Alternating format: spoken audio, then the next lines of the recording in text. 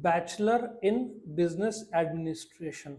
सबसे पहले तो ये समझो कि कोई भी बैचलर, जैसे यूनिवर्सिटी ऑफ पुणे का है BCom, BBA, BBA IB international business, BBA computer application, 3 साल का कोर्स है। वो कंपलसरी क्या चाहिए आपको? 12th पास चाहिए। उसके बाद 3 साल है।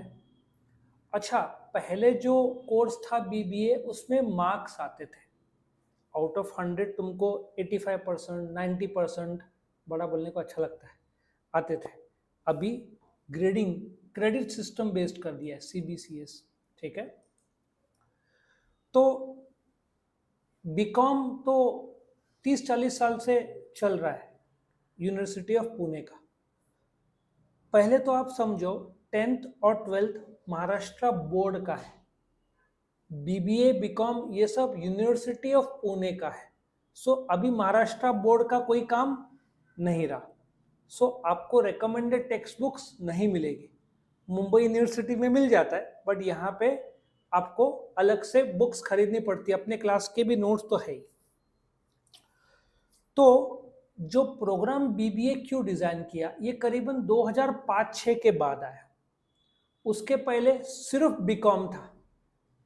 फिर इनको लगा कि ऐसा कोई कोर्स जो बिजनेस, बीकॉम हार्डकोर अकाउंटिंग का कोर्स है, आप अकाउंट्स में मास्टर बनते हो, बट बिजनेस में प्रोडक्शन और परचेज और फिनेंस ये जो अलग अलग है ना, तो इसलिए उनको लगा कि एक बिजनेस का कोर्स शुरू किया जाए। तो उस समय उन्होंने 3 कोर्स लॉन्च किए, एक बीबीए, एक बीबीए आईबी इंटरनेशनल बिजनेस, उस समय उसको बीएफटी बोलते थे, बैचलर इन फॉरेन ट्रेड।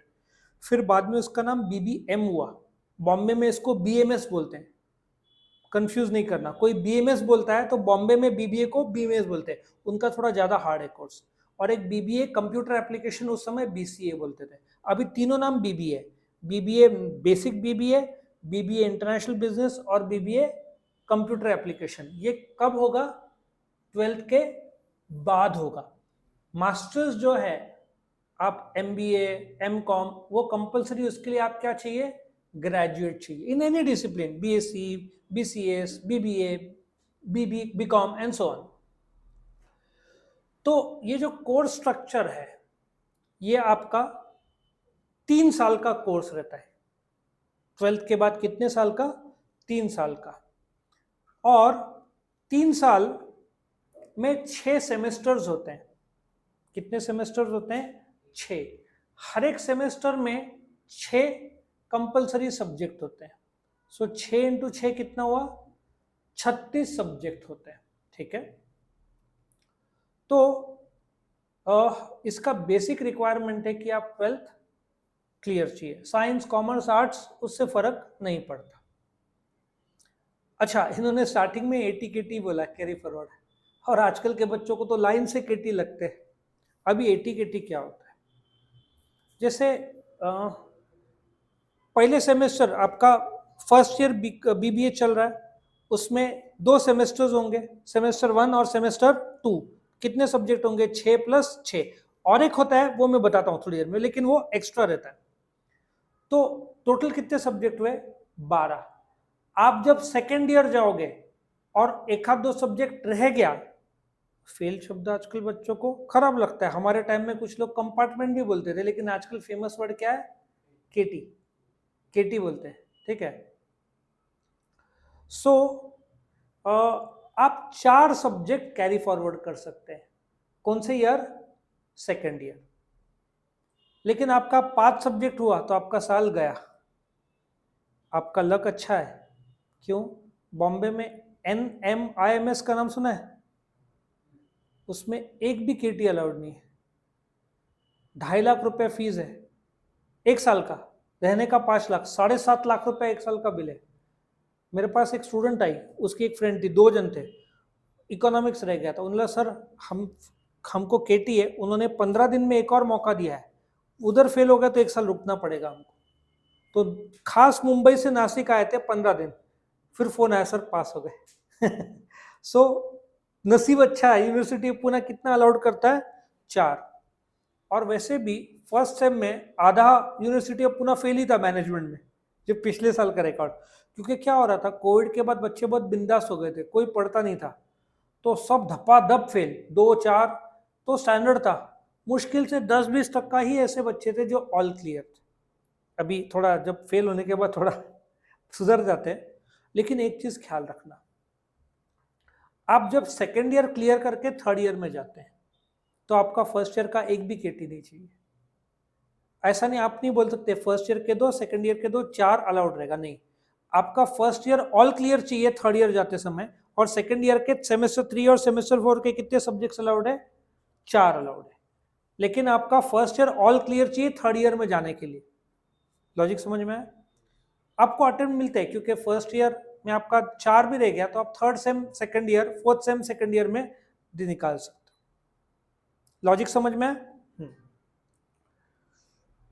अच्छा, इसका स्टैंडर्ड ऑफ पासिंग कितना है? 40%। 35% नहीं है, 35 ट्वेल्थ है। मध्य प्रदेश में 33% है ट्वेल्थ का, इधर 35 है, और तुम्हारा कितना है? 40% है। एक तो अच्छी बात है, सीए जैसा नहीं कि 40% और एग्रीगेट 50%, ऐसा कुछ नहीं है। क्योंकि अभी परसेंटेज को वो लोग एसजीपीए में कन्वर्ट करते हैं। अभी आपको मार्कशीट में मार्क्स नहीं आएगा, आपको पॉइंट्स आएगा, 8 9, थोड़ा अमेरिकन स्टाइल जो कर दिया, ठीक है। अब स्पेशलाइजेशन की बात करते हैं। आपका बीबीए कितने साल का कोर्स है? 3 साल का कोर्स है। हर 5 साल में सिलेबस आपका बदलता है। आपका नसीब अच्छा है, शायद ये लास्ट साल होगा। 19 से लॉन्च किया था ना, 19 20 21 22 23। लेकिन कई बार हमने देखा है कि एक साल ढकला जाता है, यदि उनका सिलेबस तैयार नहीं है तो हो सकता है वो एक और साल खींचे, बट ये साल है। और सिलेबस तीनों साल का एक साथ नहीं बदलता, पहले फर्स्ट ईयर, फिर सेकंड ईयर, फिर थर्ड ईयर, ऐसे बदलता है। तो पहले स्पेशलाइजेशन थर्ड ईयर में आता था। स्पेशलाइजेशन क्या होता है? जैसे आपको फिनेंस में करना है, मार्केटिंग में करना है, इन्होंने दिया है एचआरएम, कितने स्पेशलाइजेशन है? 3 है। एक मेरे को अजीब फोन था, उसको स्पेशलाइजेशन करना था इवेंट मैनेजमेंट में।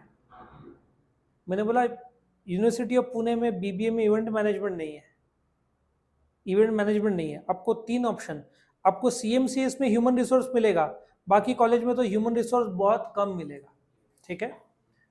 मार्केटिंग, फिनेंस, लेकिन एक चीज ध्यान आपको ऐसा रखना है कि आपका स्पेशलाइजेशन सेकेंड ईयर में आएगा, समझा?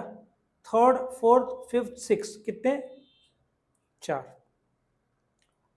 मैं आपको ये भी बताऊंगा कि सब्जेक्ट्स का लिस्ट जो आगे आने वाला है ना उधर, उसके बारे में पूरा बताऊंगा। मार्क्स और पासिंग सब्जेक्ट्स का लिस्ट में आपको बताऊंगा कैसे एक्स्ट्रा क्या क्या है। लेकिन आपको एक चीज ख्याल रखना पड़ेगा कि जब ये लोग बोल रहे हैं कि स्पेशलाइजेशन 3 है, लेकिन जब आप थर्ड सेम में आओगे आपको चुनना पड़ेगा, 3 में से आप एक ही स्पेशलाइजेशन चुन सकते हो।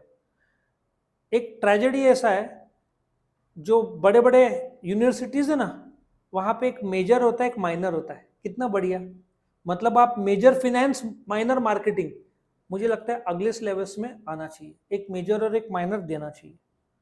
तो आपके 6 सब्जेक्ट रहते हैं, ठीक है। लेकिन थर्ड सेम में स्पेशलाइजेशन के 2 रहेंगे, मतलब 2 फिनेंस, मतलब 4 कॉमन रहेगा सबको। थर्ड सेमेस्टर में 4 सब्जेक्ट कॉमन, जैसे प्रोडक्शन हो कॉमन सबको, ठीक है, बिजनेस एनवायरनमेंट हो कॉमन, ये सब। लेकिन अलग कौन सा रहेगा? फिनेंस। आपने फिनेंस लिया तो आपको बैंकिंग और फिनेंस और दूसरा फिनेंस रहेगा, मार्केटिंग वालों को अलग रहेगा। फिर छठवें सेमेस्टर में वापस 4 सबको कॉमन, ये इंटरनेशनल बिजनेस, ऐसे सब्जेक्ट कॉमन, और 2 स्पेशलाइजेशन के, बिजनेस टैक्सेशन और एक फाइनेंशियल मैनेजमेंट करके आता है। वैसे फिफ्थ सेम, वैसे सिक्स सेम, मतलब टोटल स्पेशलाइजेशन के कितने सब्जेक्ट्स होंगे? 8। फिनेंस के 8, मार्केटिंग के 8 और एचआर के 8, 2 2 2 2। आपने सेकेंड ईयर में फिनेंस लिया, थर्ड ईयर में आप मार्केटिंग नहीं ले पाओगे, आपको वही कंटिन्यू करना पड़ेगा। लॉजिक समझ में? नाउ अभी आपका जो मीडियम ऑफ इंस्ट्रक्शन, वैसे तो इंग्लिश में बोल रहा है, लेकिन हिंदी मराठी कॉलेज और स्टूडेंट्स के बीच का, अशोका में गए तो वहाँ पे इंग्लिश में ही वो लोग बताएंगे, सीएमसीएस हो सकता है मराठी में, बीवाईके हो सकता है हिंदी में। सो लैंग्वेज इन लोगों ने इंग्लिश बोला है, बट वो चलता है, थोड़ा फ्लेक्सिबिलिटी है। आपका पेपर 70 मार्क का एक्सटर्नल होगा, 30 मार्क का इंटरनल होगा। कितना? 70 मार्क का एक्सटर्नल और 30 मार्क का इंटरनल। अभी इंटरनल जो रहेगा असेसमेंट, उसमें आपका जैसे इंटरनल का एग्जाम्स होगा। अभी कोविड जब था तभी सब उथल पुथल था, कोविड के बाद अभी नॉर्मल हो गया। आपका जुलाई 1 से सेमेस्टर 1 शुरू होगा।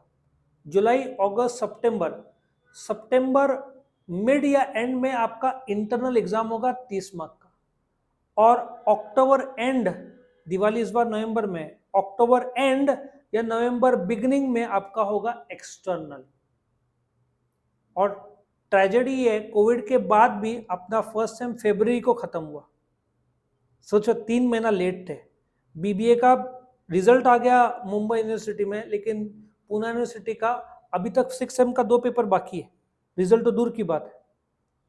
सो 30 मार्क का इंटरनल एग्जाम ही नहीं रहेगा, कुछ प्रोजेक्ट्स होगा, वाइवाज हो सकता है, सबमिशंस होगा, ब्लैक बुक बोलते हैं, वो सब भी होगा, वो सब्जेक्ट टीचर्स बताएंगे।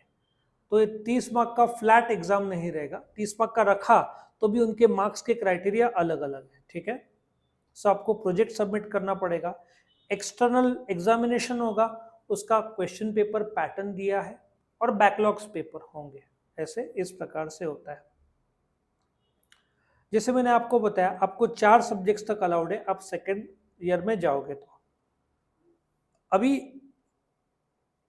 ये ग्रेड्स आ गए हैं, सो ये इतना कॉम्प्लिकेटेड फॉर्मूला है। मेरे को बीएड में जो ग्रेड था, मुझे अभी तक समझा नहीं कैसे कैलकुलेट किया, वो इधर से उधर घूम घाम कर कुछ तो कुछ करके आता है। सो ये ग्रेड्स है, ओ, ए प्लस, ए, बी प्लस, ये मेरे 3 स्टूडेंट को ओ है, मतलब वो लोग तीनों अशोका के टॉपर है, क्योंकि अभी ओ आता है। ओ मतलब उनका 9.6 या 9.7 एसजीपी है, 0 से लेकर 10 तक आता है एसजीपीए स्कोर, और फिर वो 10 को कन्वर्ट करते हैं इनटू ओ, ए प्लस, ऐसा आपका रिजल्ट अभी आता है। सो पहले आप बोलते थे ना 85 90 मार्क्स आया, अभी वो आप नहीं बोल पाओगे। अभी सब लोग बात करते हैं कितना है एसजीपीए, कितना है 8 7 8 ऑनवर्ड्स, 88 मतलब 89 मतलब 90, ऐसे एज्यूम कर सकते हैं। उसमें भी फॉर्मूले हैं, और ये फॉर्मूले ऑनलाइन ही मिलता है, और बहुत कॉम्प्लिकेटेड फॉर्मूला है। वैसे मैथ्स के सबकी लगी रही रहती है, तो ये फॉर्मूला कॉलेज वाले ही करते हैं, ठीक है। तो एक अच्छी बात ऐसा है कि आपको 4 केटीज अलाउड है। अब रहा सवाल, ये कितने सेमेस्टर्स है आपके? 6 सेमेस्टर्स है। ये आपके क्रेडिट सिस्टम्स है, ठीक है। ये अलग अलग इन लोगों ने बताया है, बट प्रोजेक्ट और एड ऑन कोर्सेज ये सब करके लोग कर लेते हैं। बट स्टैंडर्ड इंटरनल और एक्सटर्नल, और कुछ जगह पे प्रोजेक्ट्स होगा। प्रोजेक्ट कुछ कॉलेज वाले क्या बोलते हैं, पुराने 4 क्वेश्चन पेपर लिख कर आओ, या कभी कभार बोलेंगे ये कंपनी जाकर वहां जाकर अपना फोटो खींचो, और जो स्टडी किया, जो सीखा, वो लिख प्रोजेक्ट बनाओ। लेकिन बैंक वाले अंदर अलाउड नहीं करते आसानी से, तो बच्चों को बहुत दिक्कत आता है। फिर बाद में बोलते हैं कंपनी में जाओ, कंपनी कैसे एडमिशन देंगे, कॉलेज का रिकमेंडेशन लेटर तो चाहिए ना। यहाँ पे कॉलेज, कुछ कॉलेज कॉपरेट नहीं करते, तो स्टूडेंट्स को बहुत दिक्कत आती है। अब ये जो है ना, ये जो सब्जेक्ट्स आपको दिख रहे हैं, आपको 6 सब्जेक्ट कंपलसरी है। अब सब्जेक्ट का लिस्ट में आपको बताऊंगा, ये 7वां, इनमें से कोई भी एक आप चुनोगे। कितना हुआ? 6 + 1 7। आप बोलोगे सबसे बेस्ट क्या है मेरे लिए, आप ढूंढोगे ढूंढोगे ढूंढोगे, आपके मन में आएगा योगा एंड मेडिटेशन, आंख बंद करके मार्क्स मिलना है। लेकिन दिक्कत ये है, वो लोग लेने नहीं देते योगा। वो लोग क्या करते हैं, एक कम्युनिकेशन स्किल्स करके सब्जेक्ट है, तो कॉलेज वाले बोलते हैं आपको कंपलसरी लेना पड़ेगा। ऑप्शन दिया है यूनिवर्सिटी ऑफ पुणे में, लेकिन ये ऑप्शन मिलता नहीं है। अभी आपका बीबीए आईबी कोर्स है, 3rd सेमेस्टर में फ्रेंच या जर्मन ऑप्शन है, लेकिन आप इधर जाओगे ना बीवाई के, वहां पे कोई ऑप्शन नहीं है, आपको जर्मन ही लेना पड़ेगा। सो ये ऑप्शन भूल जाना, कॉलेज जो अलॉट करेगा वो आपको लेना पड़ेगा। मैं होता तो भाई क्या लिया होता, योगा एंड मेडिटेशन, बस ध्यान करो, ओम ओम बोलो, भगवान ओम नमः शिवाय बोलो, मार्क्स मिल जाएंगे। लेकिन नहीं है, आपको वो लोग नॉर्मली तो कम्युनिकेशन स्किल्स देंगे। टैली भी बहुत अच्छा था, लेकिन वो सब नहीं होगा। कितने देखो 20-20 है, कितना गजब है ना। सिलेबस उन्होंने बहुत अच्छा सेट किया है, लेकिन जब कॉलेज में जाओगे ना, पहला शॉक बैठता है, ये सहा घेतले ना 7वां आहे घेऊन टाक, घेऊन टाक नाही तुला हेच मिळणार। ये लेना पड़ेगा, ऐसा बोलते हैं। अभी ध्यान से देखना, आपके जो सब्जेक्ट्स है ये फर्स्ट सेमेस्टर में कितने, 1 2 3 4 5 6 कितने सब्जेक्ट हुए आपके, 6 सब्जेक्ट हुए, ठीक है। ये मैनेजमेंट, लास्ट ईयर सबसे ज्यादा बच्चे जो फेल हुए इसमें हुए, इसमें बहुत बच्चे फेल होते हैं। मैथमेटिक्स में भी होते हैं, क्लास लगाया तो, कम्युनिकेशन और डेमोग्राफी कुछ बहुत कम लोग का। सो ऐसे 6 सब्जेक्ट है। ये स्किल एनहेंसमेंट कोर्स जो मैंने बताया था ना ऊपर, ये 20, लेकिन वो कॉलेज ही देंगे, नहीं दिया तो फिर आप नॉर्मली क्या लोगे, आपको जो पसंद है, नॉर्मली बच्चे लोग बेसिक मैनेजरल या कम्युनिकेशन स्किल, या कुछ लोग योगा ले लेते, लेकिन जैसे मैंने बोला वो नहीं मिलना है आपको। समझ में आया, 6+1, ये आपका 7 सब्जेक्ट्स हुए, लेकिन आपको एग्जाम 6 का देना है, वो 7वां तो ऑप्शनल है, बस प्रोजेक्ट सबमिट करो, इंटरनल वो सब हो जाता है। अब सेकेंड सेमेस्टर में सेम 6 रहेंगे, 6 मतलब यहाँ पे इन्होंने नाम गलत बोला है, 201 पढ़ना, वहां पे अपने बोर्ड में क्या लिखा है, 201 I think business organization and systems है। हाँ, तो यहाँ पे यूनिवर्सिटी ने मिसप्रिंट किया है, ये मेरा टाइप नहीं, इसका यूनिवर्सिटी का, ठीक है। ये जो 6 सब्जेक्ट है, मैं आपको एक क्वेश्चन पेपर इसमें से बता दूं तो आपको एक, अब ये माइक्रो इकोनॉमिक्स है, ये 7 मार्क्स का ऑब्जेक्टिव्स है, ठीक है, fill in the blanks, true और फॉल्स आता है। और ये अब इन्होंने क्या किया है, बच्चे लोग को थोड़ा सा ऑप्शंस कम दिए हैं, ठीक है ना। यहाँ पे आपको ये अटेम्प्ट करना पड़ेगा, 2 3 4 5 ये शॉर्ट नोट्स है, ऐसा 70 मार्क का पेपर बनता है। और ये अकाउंट्स का भी मेरे पास एक है, वो भी आपको दिखा दूं, ये 70 मार्क का, उसमें जर्नल और कैश बुक। दिक्कत ये है, इधर क्या बोला इन लोगों ने, फाइनल अकाउंट्स और आगे रिकॉन्सिलेशन, लेकिन लेजर ये सब क्या करते हैं, इंटरनल्स में डाल देते हैं। बच्चे लोग को करना ही पड़ता है, फिर कैश बुक कंपलसरी करते हैं इंटरनल्स में, उसको ऑप्शन में नहीं रख सकते। आई होप यू अंडरस्टैंड, ये BOS मैंने करेक्ट कर दिया है।